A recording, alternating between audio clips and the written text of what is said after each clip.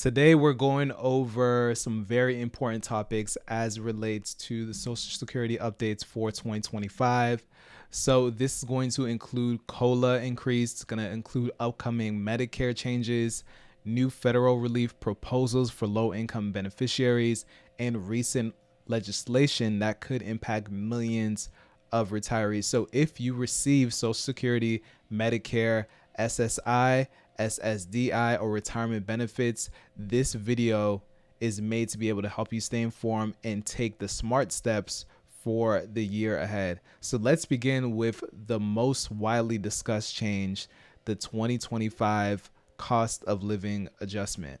So the Social Security Administration has officially announced a 2.5 COLA increase for 2025. This adjustment applies to 72.5 million Americans, including those receiving retirement, disability, survivor, and SSI benefits. Here's what to know. For Social Security recipients, the 2.5 increase begins in January 2025. For SSI beneficiaries, this increase starts December 31st, 2024. And on average, this equals to about $50 or more per month. COLAs are actually based on the Consumer Price Index for urban wage earners and clerical workers, known as the SPIW, and it's measured by the Department of Labor and not necessarily Social Security itself. With that said, some analysts note that the SPIW doesn't always reflect the cost pressures really faced by seniors, especially those in areas like housing, prescriptions, and medical care. So let's talk about Medicare, for instance, right? So according to the early forecast, Medicare Part B premiums are expected to increase by 11.6% in 2025, and this is significantly higher than COLA increase. So here's why that matters. While the average COLA will add up to about $50 per month, Part B premiums could increase by around $20 per month, reducing the net gain for many beneficiaries. For retirees on a fixed income, this is pretty dynamic. So where healthcare costs outpace Social Security adjustments and can actually erode real purchasing power. A new letter to Congress is proposing targeted financial relief for low and fixed income Americans. So here are the key proposals under that review. So option number one is going to be a one-time $2,000 relief payment for individuals earning under $40,000 per year. Option number two is going to be 600 quarterly support payments. That's $24,000 per year, $22,400 per year. And again, for those earning less than $40,000 annually. Option three is going to be a $200 per month increase for Social Security recipients who currently receive less than $2,000 per month. And these proposals are intended to directly support those most affected by inflation, especially those with limited retirement savings or rising medical expenses. And at this stage, these are only proposals, and it hasn't necessarily been passed by legislation. However, public interest and advocacy may play a major role in shaping what happens next. So now let's discuss a major legislation development, the Social Security Fairness Act, which was actually signed in law January 2025. And this law eliminates two controversial provisions. Number one is going to be the windfall elimination provision, also known as WEP or WEP. And then, of course, you have what is known as the government pension offset, also known as GPO. And these rules actually reduced Social Security benefits for retirees who have also received certain non-Social Security pensions like teachers, firefighters, or civil servants under CSRS. With the new law in effect, an estimated 2 million people may see their Social Security benefits fully restored.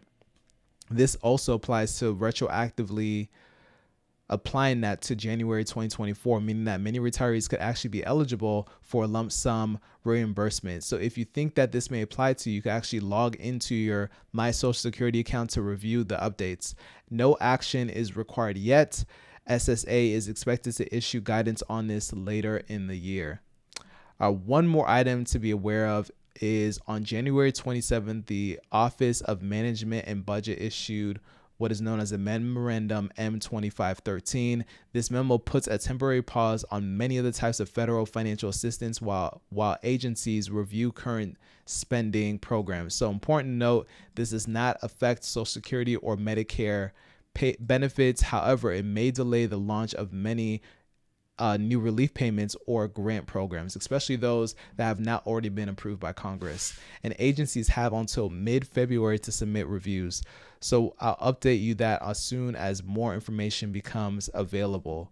So if you're concerned about your monthly income, rising healthcare costs, or how inflation is affecting your budget, you're not alone. But there are steps you can take today to improve your financial stability, your healthcare coverage, and your peace of mind.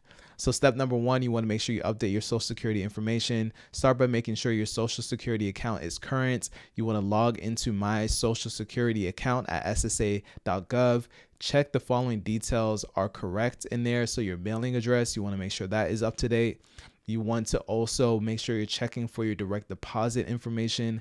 That's going to be important to make sure you're getting paid on time.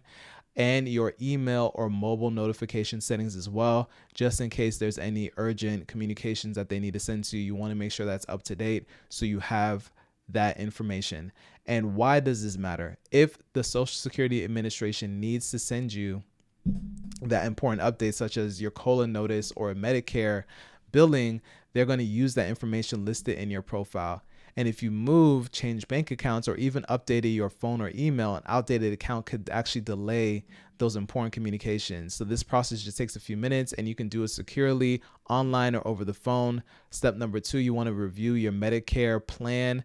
Next, let's talk about that coverage. Many people don't realize this, but your current Medicare plan may no longer offer the best value for your needs. So every year, insurance providers update their pricing, networks, and benefits, but your coverage doesn't automatically update with them. And that's why it's a good idea to be able to get a Medicare review. All right. So that's going to be important for you, especially if you just retired, you just turned 65, you moved to a new zip code, or maybe you just want to lower your Medicare expenses. So you want to make sure you talk to a professional about that to make sure you have the latest and greatest information as it relates to that opportunity for you. All right.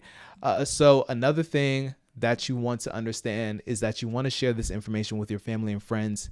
Even if you're all set already, you want to make sure you pass along this information to a parent, maybe a spouse or someone on Medicare or on a fixed income, right? A few minutes of research could actually lead to hundreds of savings for this, right? So just to recap a couple of things I mentioned here, make sure you go over what you should keep an eye on as the week passes. So number one, that COLA adjustment has been officially set to 2.5. So that means that most Social Security recipients are going to see a small increase in their monthly benefit beginning January 2025. For Supplemental Security Income or SSI, this increase starts a little bit earlier on December 31st, 2024. On average, this equals about $50 or more per month for a typical beneficiary. Second, while most benefits are increasing slightly, that Medicare Part B premiums are projected to rise by 11.6%. For many, that premium increase will eat into the portion of the COLA adjustment, which is why reviewing that is going to be important before the year's over. Third, there are going to be new relief proposals being discussed in Congress. So these are going to include a one-time $2,000 payment for low-income individuals, quarterly payments as well for $600, and even a potential $200 increase for those receiving less than $2,000 in Social Security income. And these proposals are still in discussion phase right now, so they have not been passed into law, but I'll continue to check in and share the updates with you as it comes along. Fourth, the Social Security Fairness Act was signed in January 2025. So that law actually removes two longstanding provisions, the WEP and GPO, which I discussed, and these changes may increase benefits for retired public servants who previously faced reduced payouts. If you've worked under a non-covered pension system, you may be eligible for higher benefits or back pay starting as early as January 2024. Fifth, and finally, the federal government issued a temporary pause on some financial assistance programs under that Memorandum M2513. And this pause is actually part of a broader spending review. And it's important to note that Social Security and Medicare benefits are not affected by this pause. Those are core programs that are going to continue as usual. So what's next? So we'll be all following all the updates related to Social Security, Medicare changes, federal relief, and the cost of living impacts on retirees and low-income individuals. And if you want to be able to learn more about that, make sure you go ahead and check out this next video, and I'll see you in the next one. Take care.